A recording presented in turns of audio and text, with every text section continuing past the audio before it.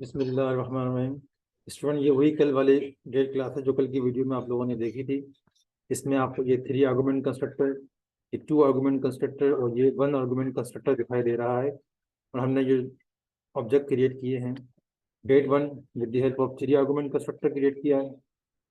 Date 2 with the help of 2 argument constructor और date 3 D3 जिसे हमने with the help of 1 argument constructor create किया है। अगर हम D4 क्रिएट करना चाह रहे हैं, D4 जिसमें हमने कोई आर्गुमेंट नहीं दिया है, तो कंपाइलर इस पर एतराज़ करेगा। ठीक है कि इसका कोई मैचिंग कंस्ट्रक्टर नहीं मिला जिसमें नो आर्गुमेंट है। तो उसके लिए हमें यहाँ पे एक ऐसे कंस्ट्रक्टर का इजाफा करना होगा जिसके अंदर कोई आर्गुमेंट नहीं है। ठीक है, तो वो हम यहाँ पे लिख देते हैं। अब ये डेट का एक नया कंस्ट्रक्टर हमने बनाया है जिसमें कोई आर्गुमेंट नहीं है, और इसमें हम डे, मंथ और ईयर तीनों को 0 से इनिशियलाइज कर रहे हैं। ठीक है ना, ये नो आर्गुमेंट कंस्ट्रक्टर भी हमने बना दिया है कंस्ट्रक्टर। तो अब इस प्रोग्राम को हम कंपाइल करेंगे तो यहाँ पे कोई एतराज़ नहीं होगा, और ये D4 भी डिक्लेयर हो गया।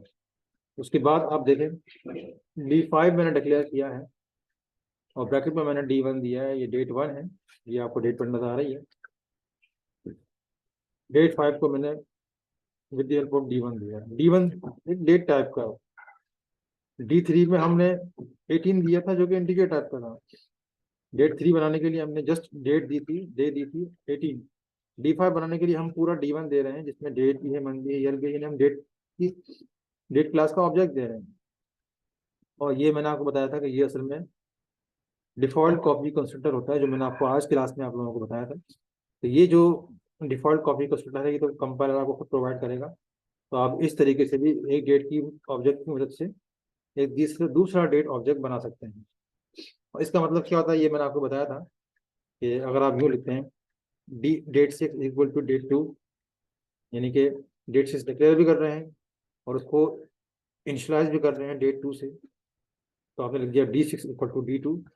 तो D6 इक्वल टू D2 का मतलब क्या है कि D6 डिक्लेयर किया और उसको इनिशलाइज कर लिया डेट नंबर 2 से, जो कि हम पहले ऑलरेडी कर चुके हैं, जिसमें हमने जस्ट डे दिया है और मंथ दिया है। तो ये जो तरीका है, ये अगर समझ में ना आ रहा हो तो उसको आप देख लें, क्योंकि ये अगर समझ में आ जाएगा तो इसमें भी वही काम हो रहा है जो यहाँ पे काम हुआ था। यानी डिफॉल्ट कॉपी कंस्ट्रक्टर जो कि कंपाइलर प्रोवाइड करता है वो इस्तेमाल होगा, और एक डेट ऑब्जेक्ट से हम दूसरा डेट ऑब्जेक्ट जो है वो इनिशियलाइज कर लेंगे। और हमने जो कंस्ट्रक्टर बनाए हैं उन कंस्ट्रक्टर में हमने सिर्फ इंटीजर आर्गूमेंट दिए हैं, लेकिन यहाँ भी इंटीजर आर्गूमेंट है, यहाँ इंटीजर आर्गूमेंट है। यह हमने एक अभी बनाया है नो आर्गूमेंट कंस्ट्रक्टर जिसमें कोई भी आर्गूमेंट नहीं है। जबकि यहाँ पे आप देख रहे हैं कि हम यहाँ पर एक ऐसा आर्गूमेंट दे रहे हैं जो कि डेट टाइप का है, और ऐसा हमने कोई बनाया नहीं है। तो आज क्लास में मैंने आपको बताया था कि ये कंपाइलर ऑटोमेटिकली प्रोवाइड करता है। तो D5 की वही वैल्यू होगी जो कि डेट 1 की होगी, और D6 की वही वैल्यू होगी जो कि डेट 2 की होगी।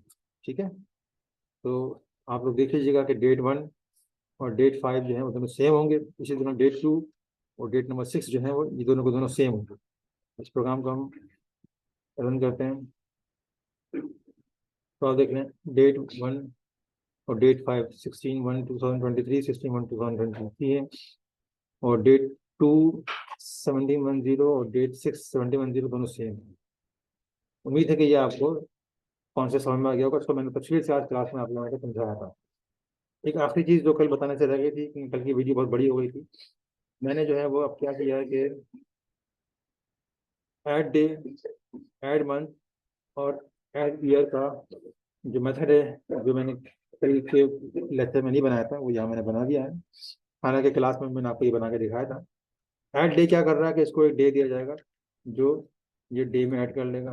ठीक है, ऐड मंथ इसी तरह इसको एक अगर मंथ दिया जाएगा जो मंथ में ऐड कर लेगा, और ऐड ईयर में वाई दिया जाएगा ईयर के लिए जो कि ईयर में ऐड हो जाएगा।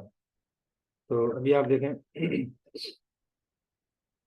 D1 डेट 1 जो है वो हमने 16/1/2023 दिए। ऐसे करके इसको आज की डेट कर लेते हैं, आज 17 हो गई, 17/1/2023 दिए। तो इसके लिए आप जानते हैं कि 3 आर्गुमेंट कंस्ट्रक्टर जो ये बना हुआ है ये इस्तेमाल होगा, और डेट, मंथ और ईयर जो है वो सेट हो जाएगा 17/1/2023 से।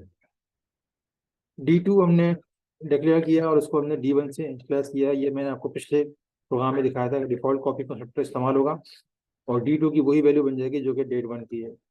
इसी तरीके से D3 हमने डिक्लेयर किया है और उसको इनिशियलाइज कर लिया है D2 से। तो D2 में D1 की वैल्यू थी तो D2 की वैल्यू D3 में भी आ जाएगा, तो D3 की वैल्यू भी वही हो जाएगी जो कि D2 की है।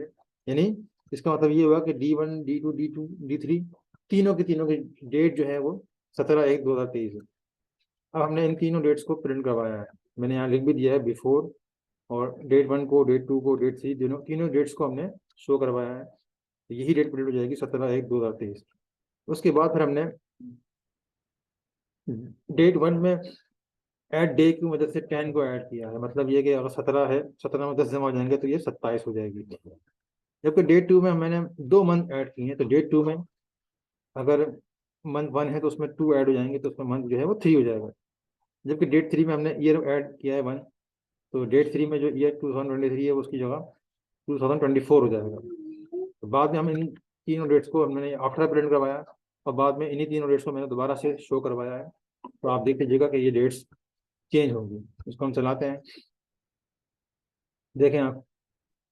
date1 17 थी, 17/1/2023। date1 को बाद में जब प्रिंट किया तो 17 से 27/1/2023 हो गई, क्योंकि इसमें 10 हमने जमा किए हैं दिन। date2 17/1/2023 थी, date2 अब 17/3/2023 हो गई। क्यों हो गई? क्योंकि हमने इसमें 2 महीने जमा किए थे। और date3 17/1/2023 17/1/2024 हो गई है, क्योंकि हमने इसमें 1 साल जमा किया था, तो ये 23 की जगह 24 हो गया है। तो इस प्रोग्राम को हम डिबग की मदद से भी ज़रा समझ लेते हैं। मैं यहाँ पे ब्रेक पॉइंट लगाता हूँ और इन जगहों पर भी ब्रेक पॉइंट लगाता हूँ, ताकि आपको समझ में आ जाए इस चीज़ें किस तरीके से काम कर रहे हैं। ये मैं डिबगिंग स्टार्ट करता हूँ।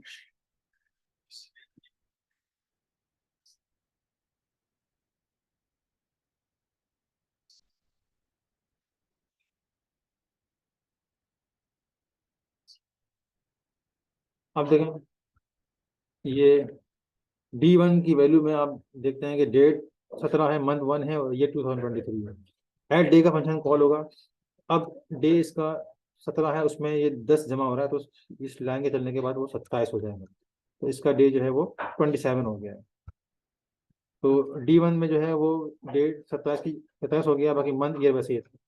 D2 में आप देख रहे हैं कि 17/1/2023 है, तो ऐड मंथ का कॉल होगा।